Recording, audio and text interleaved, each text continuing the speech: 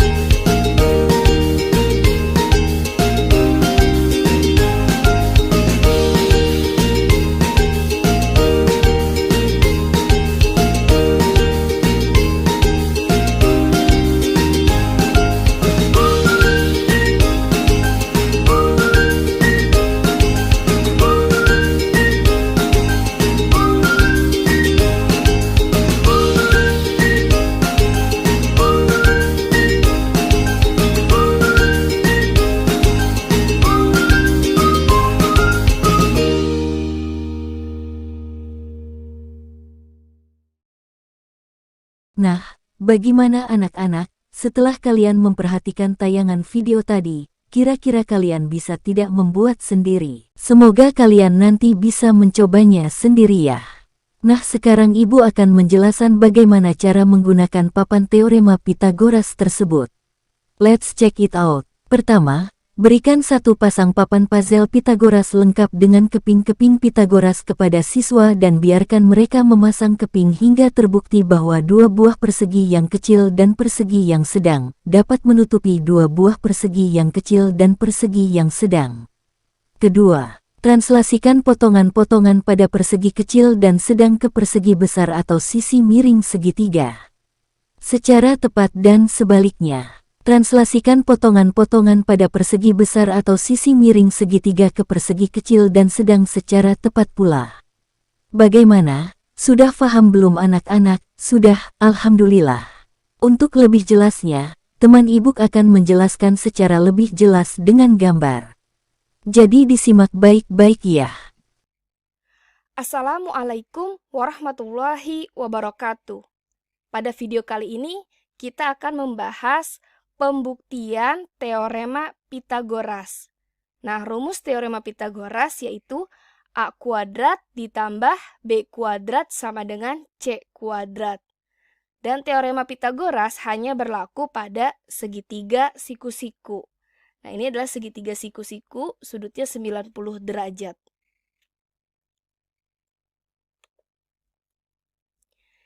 Yang bawah ini merupakan sisi A, atau disebut sisi alas. Kemudian ini sisi B, adalah sisi tegak. Dan yang ini adalah sisi C, merupakan sisi miring, atau hipotenusa. Nah, sekarang saya akan membuat 4 segitiga siku-siku berwarna biru. Nah, seperti ini. Nah, kemudian akan kita letakkan dalam sebuah bingkai. Nah, di sini ada bingkai berwarna pink. Ini bentuknya adalah persegi. Nah, kemudian kita akan meletakkan 4 segitiga siku-siku ini ke dalam bingkai yang berwarna pink ini ya. Nah, kita letakkan segitiga yang pertama. Nah, di sini. Kemudian kita letakkan segitiga yang kedua. Di sini. Nah, kemudian segitiga yang ketiga. Dan segitiga yang terakhir. Nah, seperti ini. Nah, jadi bingkai yang berwarna pink tadi, sisi-sisinya ini tertutup dengan 4 segitiga siku-siku, ya. Dan tersisa yang tengah ini merupakan luas daerah sisi C. Berarti luas daerah sisi miring. Nah, ini namanya C kuadrat. Nah, bingkai ini disebut persegi karena panjangnya sama, yaitu setiap sisinya panjangnya adalah A plus B, dan yang ini juga sama ya, sisinya adalah A plus B. Nah, ini setiap sisinya sama, yaitu panjangnya A plus B. Nah, kemudian kita akan buat bingkai yang kedua dengan besar yang sama. Nah, untuk membuktikan apakah A kuadrat ditambah B kuadrat itu luasnya sama dengan C kuadrat. Nah, di sini kita akan buat bingkai yang kedua.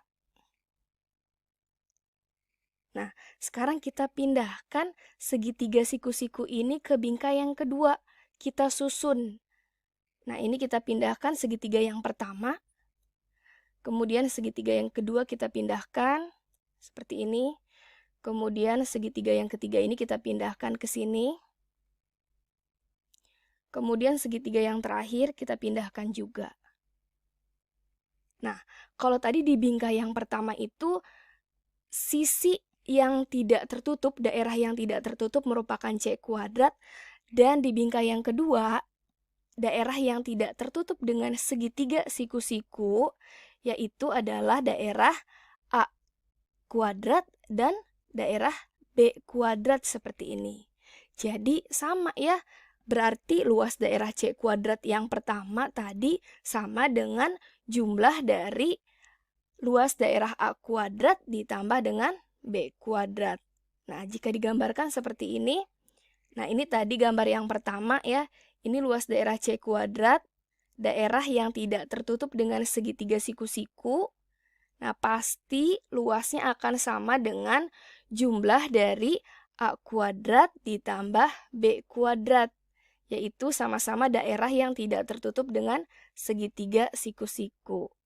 Nah, terbukti ya jika A kuadrat ditambah B kuadrat sama dengan C kuadrat. Nah, kemudian kita akan membuktikan teorema Pitagoras dengan cara yang lain. Nah, kita perhatikan gambar berikut. Nah, di sini ada lagi segitiga siku-siku. Ya, ini sudutnya 90 derajat. Yang bawah sisi A, kemudian ini B sisi tegak, dan C adalah sisi miring. Kita misalkan sisi A itu adalah panjangnya 3. Kemudian sisi B itu panjangnya 4. Dan sisi miring atau sisi C-nya itu panjangnya adalah 5. Nah, kita akan hitung luas setiap sisinya.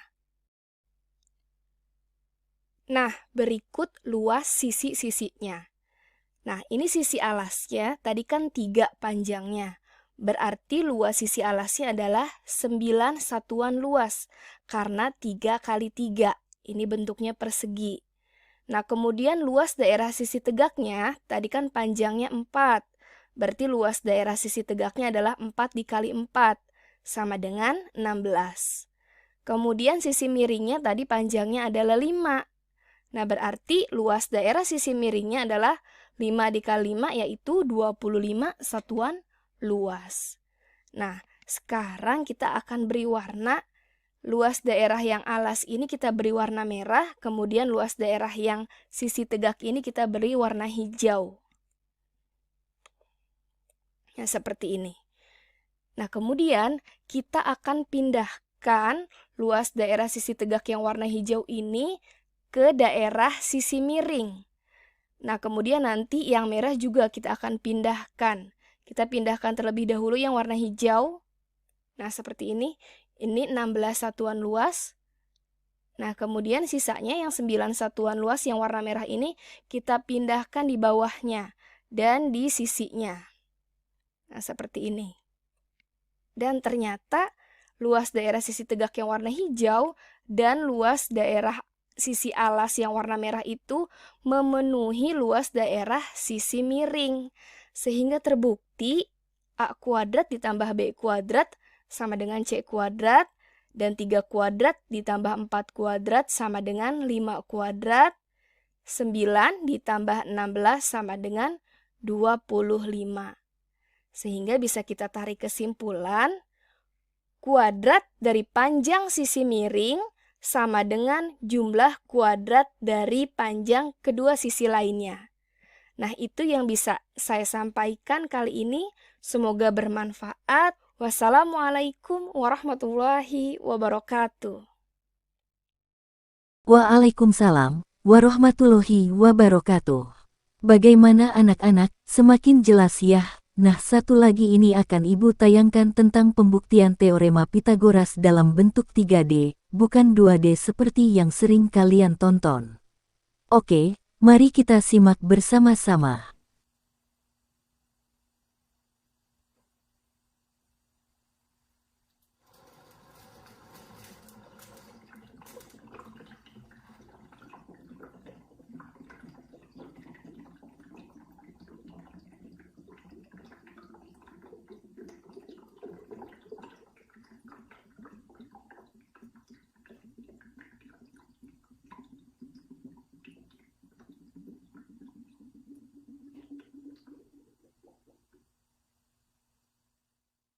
Nah, itu tadi contoh tambahan yang bisa Ibu tayangkan. Terima kasih karena sudah menyimak video kali ini. Sampai bertemu lagi di pertemuan selanjutnya. Wassalamualaikum warahmatullahi wabarakatuh.